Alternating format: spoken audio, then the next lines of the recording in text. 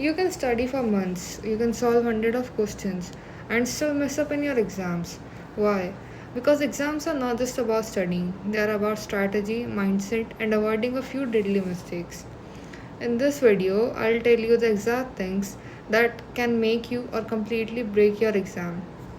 And trust me, one of these already might be ruining your preparation. So let's start with the video. तो सबसे पहली mistake तुम्हारी क्या हो सकती है? Switching your resources. अगर तुमने इस टाइम पे गलती करी है तो इससे तुम्हारा कॉन्फिडेंस डिक्रीज होगा, क्योंकि अगर तुम्हें और ज़्यादा ऐसे टॉपिक्स मिलते रहे जो तुमने पहले नहीं पढ़ रखे हैं तो उन टॉपिक से रिलेटेड बस टेंशन होने वाली है और कन्फ्यूजन क्रिएट होगा, क्योंकि कोई टॉपिक अगर ढंग से नहीं पढ़ो तो उसमें कन्फ्यूजन ही क्रिएट होगा। और तीसरे तुम्हारा टाइम वेस्ट होगा, उसका कुछ फ़ायदा नहीं होने वाला है। और तो इसलिए अभी तुम्हें अपने रिसोर्सेज फिक्स करके रखना है। तो बायो के अंदर तो एनसीईआरटी ही पढ़नी है, वो बाइबल है। अगर चैप्टर तुमने कोई पहले पढ़ रखा है तो एनसीईआरटी से ही पढ़ा होगा तो रिवाइज उसी से करो, और नहीं पढ़ रखा है तो भी वैसे तो ये गलत बात है कि तुमने इस पॉइंट तक एनसीईआरटी का कोई बायो से नहीं पढ़ रखा है, बट अगर फिर भी हम मान के चले कि तुमने नहीं पढ़ा हुआ है तो तुम वो भी एनसीईआरटी से ही प्रिपरेशन करना। फिज़िक्स और केमिस्ट्री के लिए खुद के नोट्स या कोचिंग के नोट्स वो पढ़ सकते हो तुम, और एक तुम्हें PYQs या तो उसकी अलग से बुक आती है वो सॉल्व कर सकते हो। सेकेंड पॉइंट आता है नॉट मेकिंग इनफ रिविजन्स। तो अगर अभी हम देखें तो अप्रॉक्सीमेटली 30 डेज बचे हैं, तो पहले 10 दिन तो तुम्हें एक पेपर पर डे रिवाइज करना है और उसको पेपर को भी एनालाइज करना है और रिवीजन भी करनी है साथ में। पर डे कुछ कुछ टॉपिक डिवाइड कर लो कि इतने टाइम में तीनों सब्जेक्ट्स का कुछ कुछ तुम्हें क्या क्या रिवाइज करना है। उसके बाद बाकी 11 से 28 डे तक तुम्हें अपनी फ्रिक्वेंसी इंक्रीज़ कर देनी है। अगर तुम 3 पेपर कर पाओ तो वो कर लेना, बाकी 2 पेपर से भी काम चल जाएगा, वो भी मोर देन एनफ ही है बेसिकली। और साथ में अपना रिवीजन कंटिन्यू करते रहना है। उसके बाद बायो के अंदर तो जैसे हमने पहले बात की थी तो उसमें सिर्फ एनसीईआरटी ही सॉल्व करनी है। फिज़िक्स के अंदर तुमने अगर पहले से चैप्टर पढ़ रखा है तो खुद के नोट्स बना रखे होंगे, और अगर नहीं पढ़ रखा है तो वन शॉट MR सर, वो मेरे को तो बहुत सही लगता है, उनका पढ़ाया हुआ तो वो इनफ है। उसके बाद केमिस्ट्री के अंदर अगर वही पहले से पढ़ रखा है तो तुम्हारे पास खुद के नोट्स होंगे, नहीं पढ़ रखा है तो फिज़िकल के लिए अमित महाजन सर से कर सकते हो, ऑर्गेनिक पंकज सर से वन शॉट, और इनऑर्गेनिक के लिए तो तुम्हें एनसीईआरटी की लाइन ही पढ़नी पड़ेंगी तो वो पढ़ लेना। Third, not solving enough PYQs। तो जो PYQ है वो तुम्हारे लिए गोल्ड माइन है। नीट के अंदर अबाउट 70% होता है वो रिपीट ही होता है सिलेबस, तो एटलीस्ट तुम्हें 10 ईयर्स के जो क्वेश्चन होंगे वो सॉल्व करना है, लास्ट 10 ईयर्स के। और पहले तुम्हें क्या करना है कि सब्जेक्ट वाइज करना है कि हर चैप्टर के और हर सब्जेक्ट के सारे PYQ कर लो, और जब तुम्हारा इसमें एक बार कॉन्फिडेंस आने लग जाए तो तुम मिक्स पेपर भी दे सकते हो, जो फुल सिलेबस के लेंथ के पेपर होते हैं ईयर वाइज वो। और फिर जब तुम उनके सॉल्यूशन चेक करो तो बस ये नहीं कि हाँ हाँ ये हो रहा है इसके बाद ये स्टेप है, उसको पूरा अच्छे से बैठ के समझना कि ऐसा ही क्यों हो रहा है, ये वाला फॉर्मूला क्यों लगा रहे हैं, या ये रिएक्शन क्यों फॉलो हो रही है ऑर्गेनिक में। और जो तुम्हें टॉपिक्स लग रहे हैं कि तुम्हारे बार बार गलत हो रहे हैं उनको अपनी बुक के अंदर या कहीं पर लिख लो अलग से।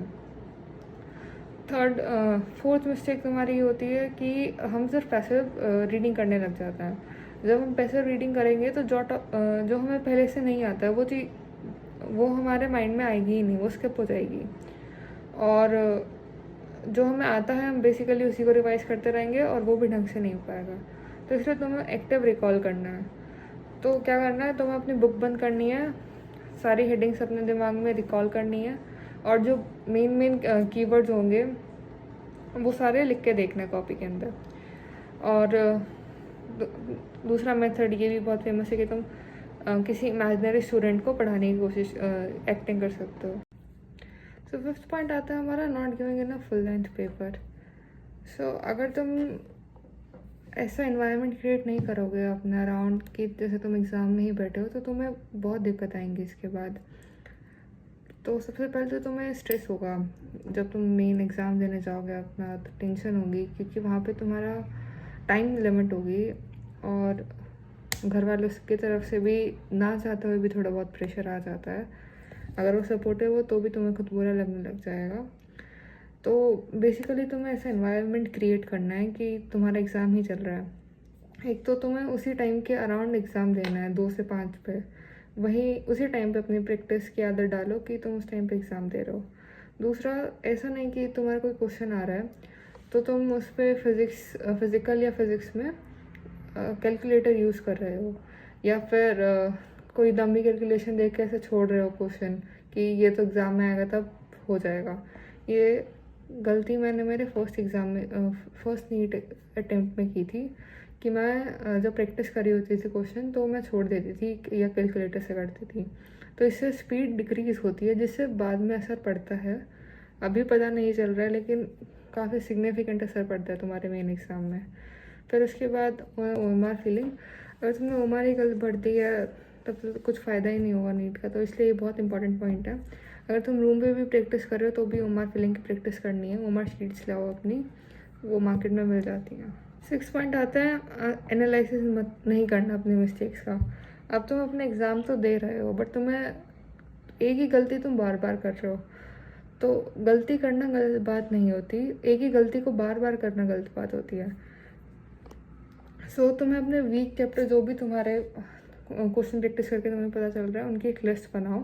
जो क्वेश्चन तुम्हारे गलत हो रहे हैं, तुम्हें लग रहा है कि नए टाइप के क्वेश्चन है, उनको कट करके कॉपी में चिपका लो। वो कॉपी भी मैंने बनाए रखी थी पहले।